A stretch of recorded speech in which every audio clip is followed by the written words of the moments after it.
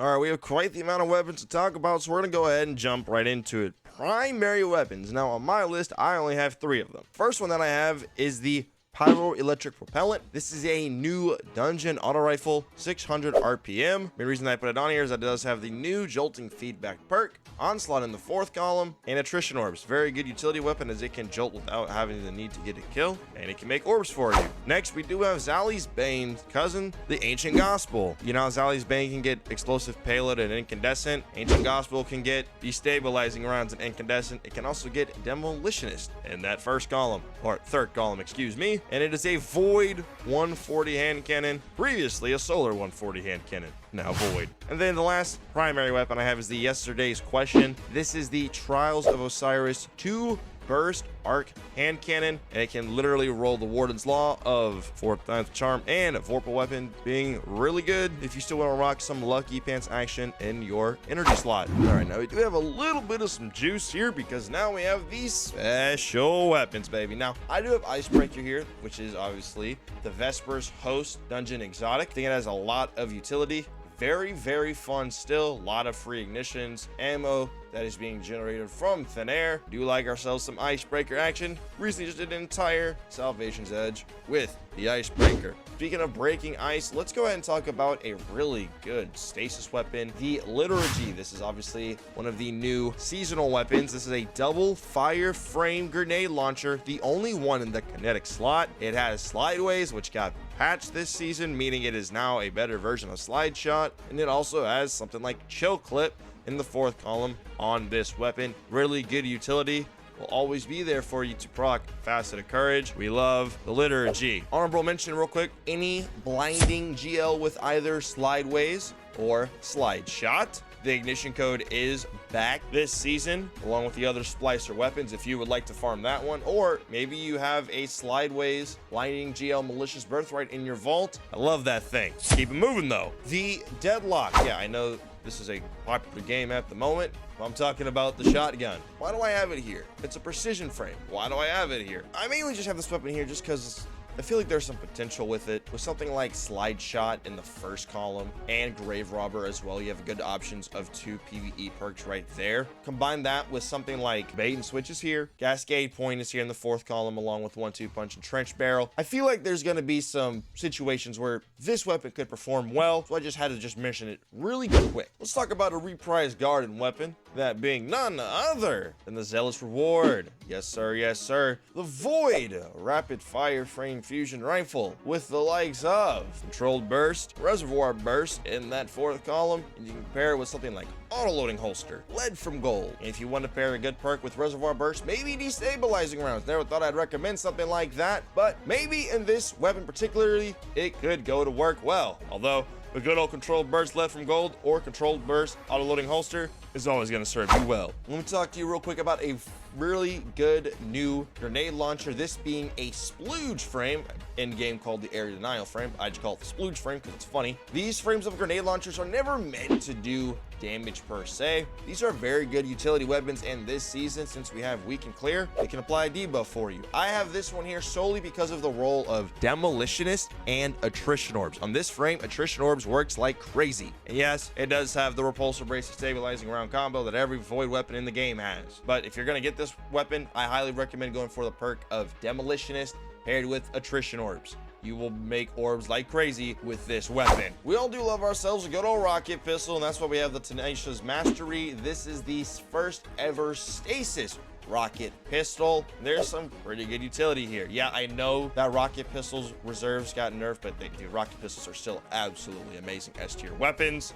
In the 4th column, some heavy hitter perks do Chill Clip, really good on your to proc some Facet of Courage if you want to rock with that. It's got Frenzy. Bait and Switch is kind of funny on a rocket pistol, but it's there. And then in the 3rd column, probably rock something like Impulse Amplifier, Enlightened Action, and then maybe Deconstruct. It was really good on the Tusk of the Boar, but I don't want to go glazing that perk too much here on this weapon. Just figured I'd mention it. But we all love ourselves a rocket pistols. The only thing that sucks about the Mastery rocket pistol is that it is from Ironbender. Oh, Ironbender. The Arcane Embrace is the new heavy burst frame for shotguns. It fires a hard-hitting 2-round burst, and it's a shotgun. Some of the main perks on this weapon would be things like 4th times charm, slide shot, and I feel like on this weapon weapon, precision instrument can be really good because you could stack it up quicker on this type of frame of shotgun than you could with any other one. Figured could be worth mentioning here. Could be pretty nasty. New frame weapons generally are really good in this game. The Omniscient Eye is going to be your replacement of the Icolo sniper rifle, of the best solo rapid fire frame sniper in the game.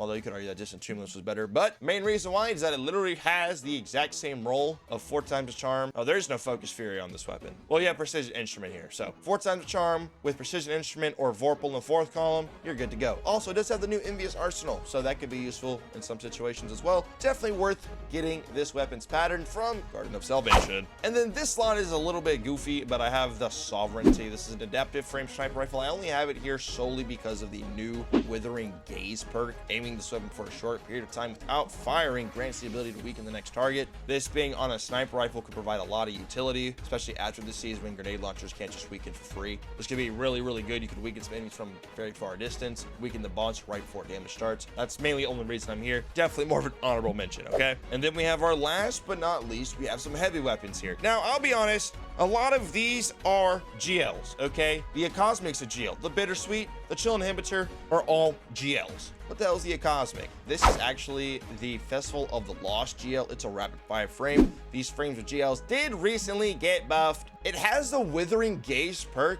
but it's in the weapon's 3rd column. I feel like that could be pretty cool because this is its own heavy weapon that can weaken the boss. Honestly, could be cool just to start off with, maybe.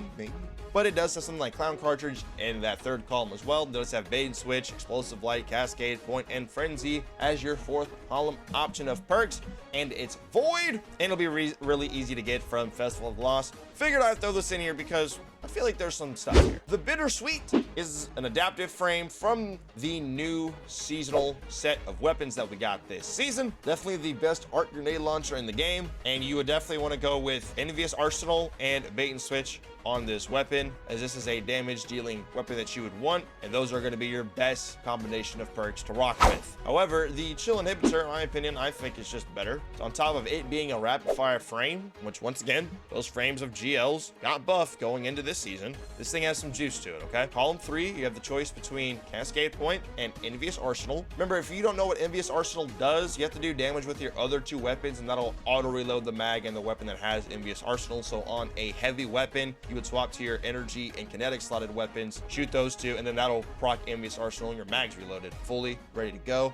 That's pretty dope. You also have Bait and Switch in your 4th column, so you can go Cascade Bait, which is always a really good way to burst out some damage really, really fast, as long as you have some sort of way to skip the reload. You have Envious Arsenal, Bait and Switch for a bit longer, more sustained form of damage. Still working on trying to get my good roll for this GL. Have it high on your priority list for sure. Okay, so we have 3 weapons left. I'm briefly just gonna talk about the Mistral Lift. The only reason I'm talking about this because it's an adaptive 3-round burst linear fusion rifle. It has Vice Stinger as the origin trait. It has Reconstruction, Bait and Switch as like a really good just raw combo to work with. It also does have the Withering Gaze perk in its 3rd column, so it could provide its own debuff as well. On a linear, honestly, I feel like that could be pretty gangster, pretty good. And I also have the choices between Clown Cartridge and Envious Assassin if for some reason you don't like Reconstruction. And then the 4th column, yeah, there's Precision Instrument and Firing Line, but like, come on, dude, you're just gonna go with Bait and Switch anyway. So yeah, Bait and Switch, Reconstruction on a linear, or maybe the Withering Gaze perk could be pretty good. This is also a Festival of the Lost weapon, by the way. Wait, my fault, OG. This is